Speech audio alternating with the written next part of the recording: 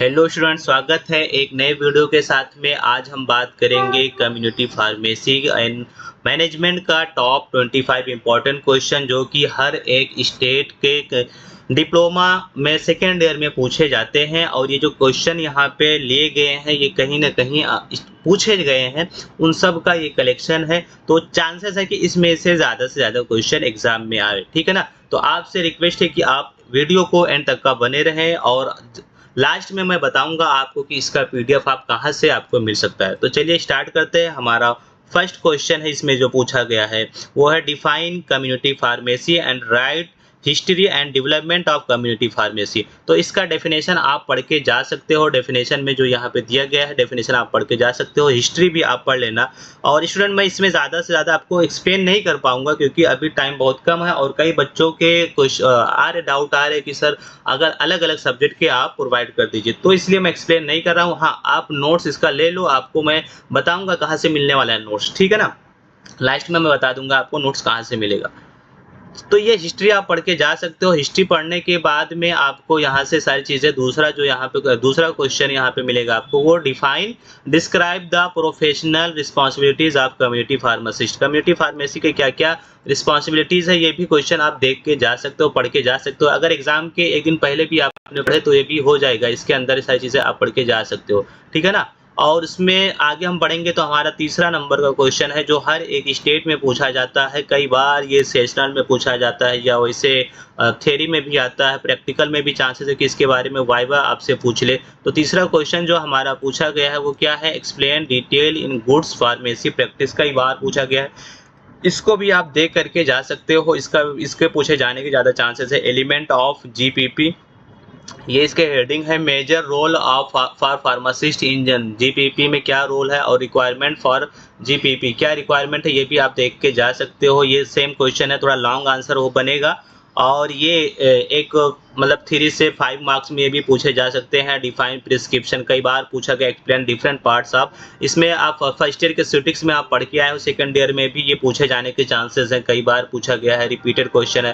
Parts of prescription जो कि already आपने पढ़ के रखे हो, ठीक है ना। उसमें प्रिस्क्राइबर जो इन्फॉर्मेशन होता है, डेट लिखा रहता है, पेशेंट डिटेल लिखा रहता है, सुपरस्क्रिप्शन लिखा रहता है। ये सारी चीज़ें आप एक बार देख के चले जाना है। और इंस्क्रिप्शन लिखा रहता है उसके बाद में, ठीक है ना। लिस्ट रहती है पूरा ड्रग की, सब्सक्रिप्शन लिखा रहता है, ठीक है ना। जैसे इसमें टैबलेट पैरासीटामोल 10 mg ये सारी चीज़ें लिखा रहता है, तो आप इसको देख करके जा सकते हो। और नेक्स्ट जो हमारा क्वेश्चन आने वाला है, डिफाइन गुड डिस्पेंसिंग प्रैक्टिस।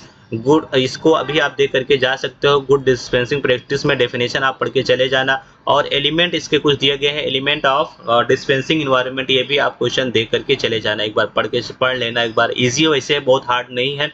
और गुड डिस्पेंसिंग प्रैक्टिस में आप आगे ये डिटेल में पढ़ के जा सकते हो जो आपको स्क्रीन पे दिखाए जा रहे हैं।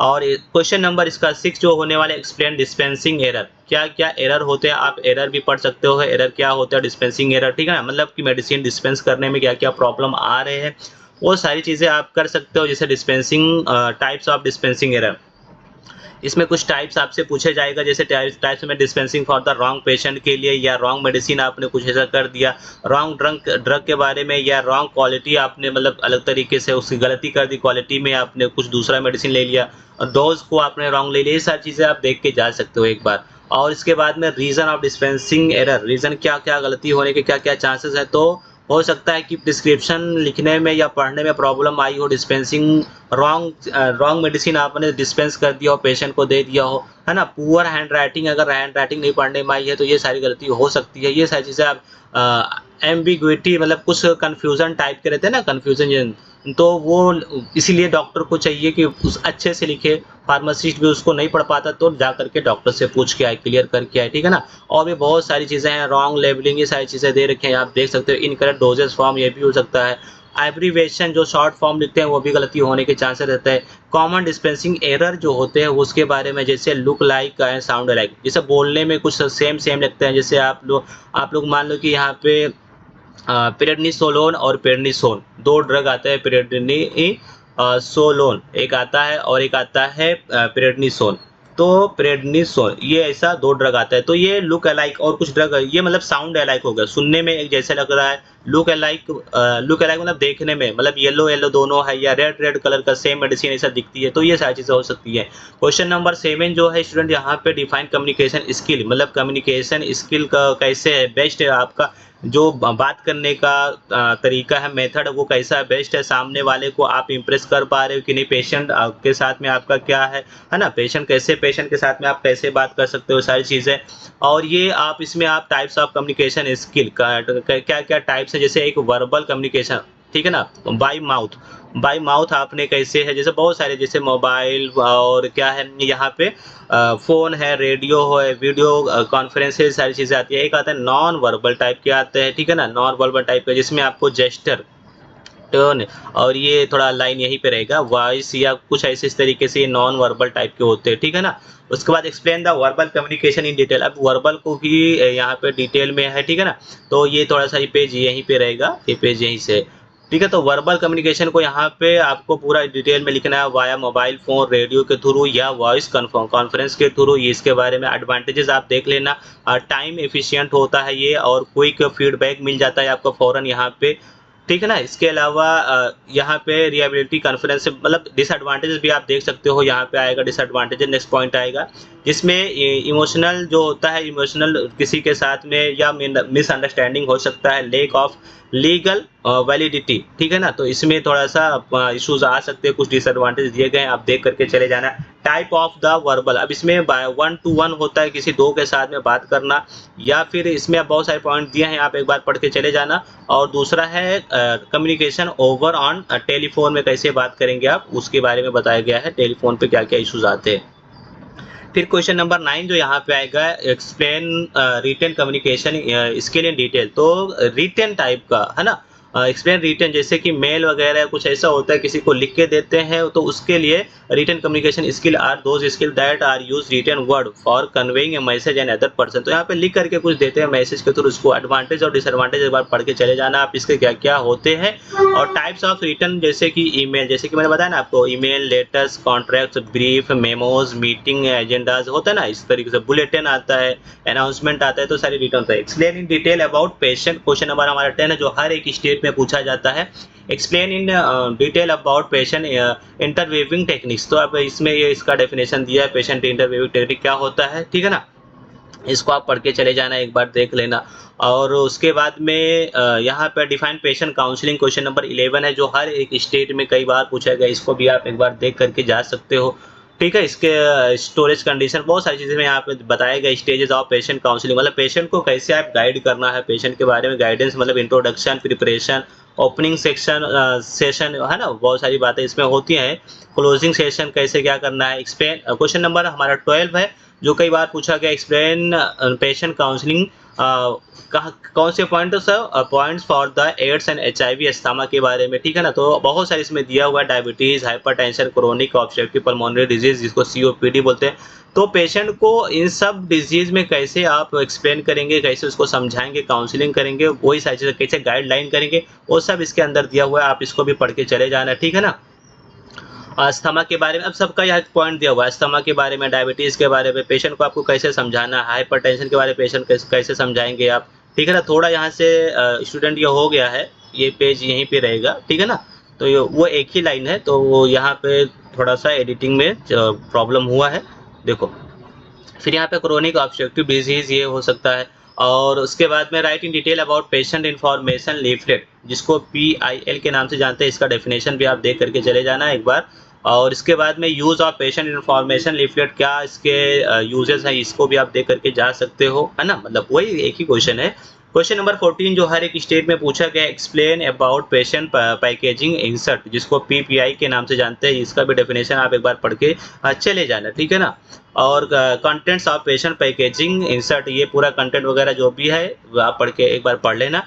Importance and brief benefit of the patient packaging insert, क्या इसका इंपॉर्टेंस है, ये भी एक बार देख लेना आप लोग। थोड़ा इजी लैंग्वेज है, बहुत ज़्यादा पॉइंट है तो आप उसको शॉर्ट कर सकते हो स्टूडेंट, थोड़ा 1-2 पॉइंट आप अपने हिसाब से कट कर देना, बट ज़्यादा कट मत करना वरना आंसर शॉर्ट हो जाएगा।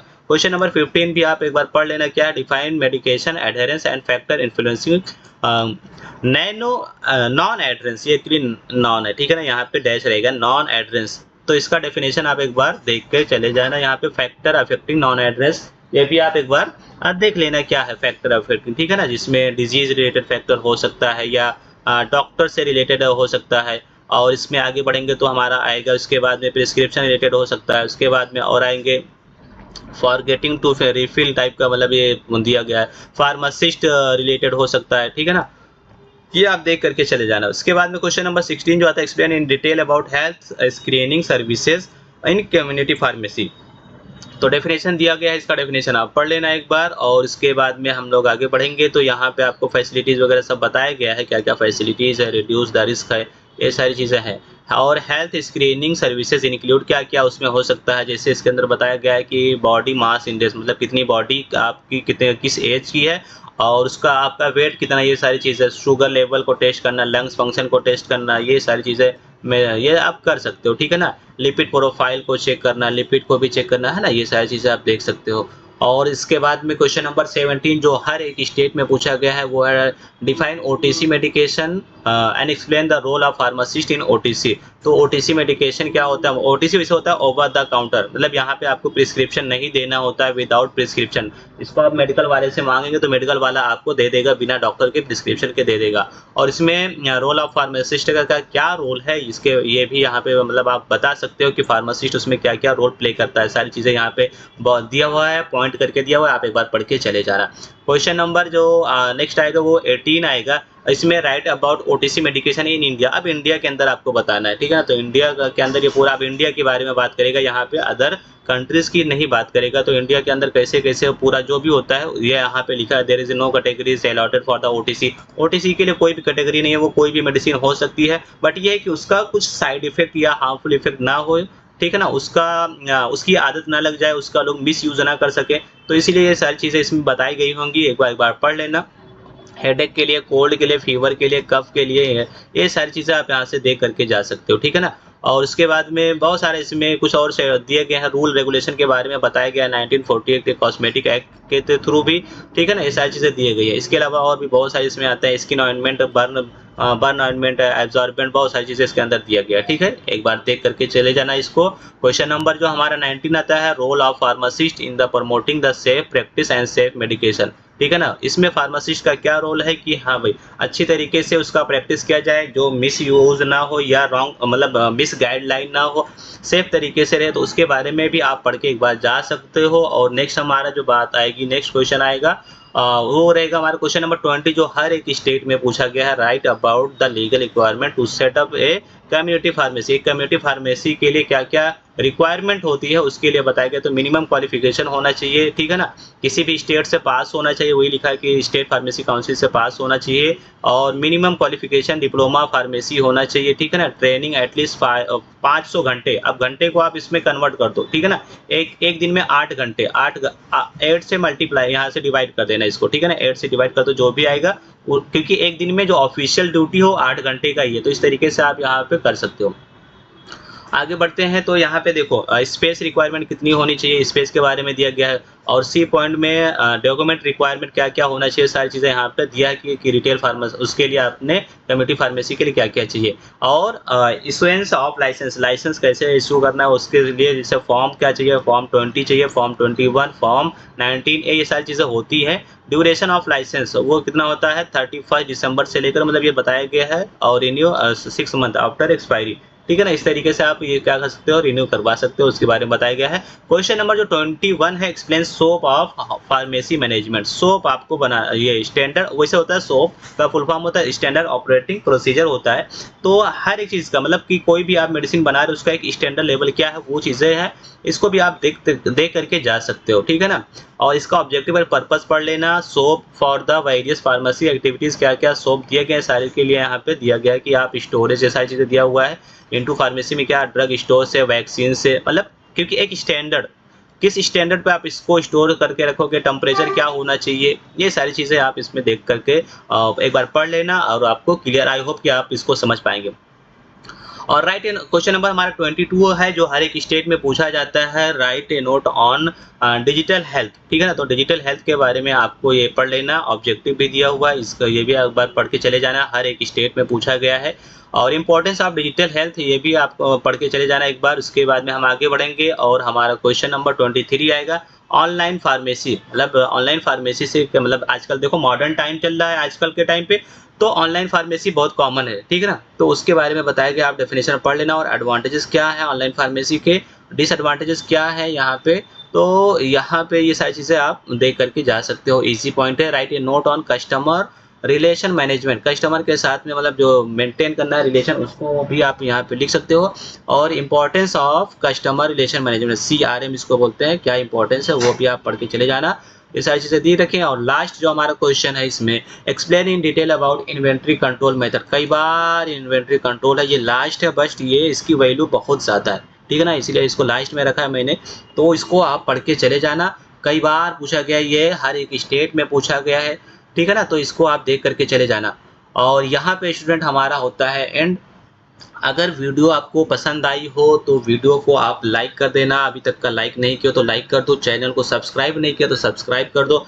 और अगर आपने आपके फ्रेंड सर्कल में कोई है वो भी उसके एग्ज़ाम्स हैं या फार्मेसी कर रहा है तो उसको भी आप वीडियो शेयर कर देना, बेल आइकन भी प्रेस कर देना। अब रही सवाल इसके नोट्स की, जैसा कि मैंने कहा था, तो नोट्स आपको मिल जाएगा, टेलीग्राम चैनल है हमारा वसीम फार्मा स्टडी चैनल। ठीक है ना, इसमें 2 चैनल आपको दिखेंगे, ठीक है ना, तो एक में डीपी लगा होगा, एक में डीपी लगा होगा, वो चैनल उसी पे जा करके आपको मिलेगा। ठीक है ना, और नहीं तो आप क्या कर सकते हो, यहाँ पे इस नंबर पे मैसेज कर देना 8756 एक सेकेंड 87 और उसके बाद में 56534094, इस नंबर पे मैसेज करेंगे तब भी आपको इसका PDF मिल जाएगा। बट अगर कभी कॉल नहीं करना, मैसेज ही करना। और कभी कभी अगर मान लो कि चलो ठीक है, मैसेज का कभी रहता है शेड्यूल बिजी रहता है, रिप्लाई नहीं कर पाया, तो टेलीग्राम पे स्टूडेंट ये मिल जाएगा, इसका नोट्स आपको मिल जाएगा, वसीम फार्मा स्टडी चैनल का नाम है, वहाँ पे आपको मिल जाएगा, आप वहाँ से भी जाकर के डाउनलोड कर लेना। और आप अपने एग्जाम की प्रिपरेशन करते रहो, नेक्स्ट भी ऐसे सारे वीडियोस आने वाली हैं, बहुत जल्द आ जाएंगी सारे आपके एग्जाम से पहले। जो भी कुछ लोगों के एग्जाम हो गए हैं और जिनके नहीं हुए या होने वाले हैं तो उनको तो इनका फायदा मिल जाएगा। ठीक है ना, चलिए मिलते हैं नेक्स्ट वीडियो के साथ में। लास्ट में फिर से बोल के जा रहा हूँ कि अगर अभी तक का चैनल नहीं सब्सक्राइब किया तो सब्सक्राइब कर दें। हमारा जो टारगेट है 1000 है, 1000 का टारगेट है, पहले इसको हमें कंप्लीट करना है, 1000 सब्सक्राइबर चाहिए, तो आप लोगों की सपोर्ट से ये होने वाला है। ठीक है ना, तो सपोर्ट कीजिए भाई और देखते रहिए Wasim pharma study channel. Thanks for watching.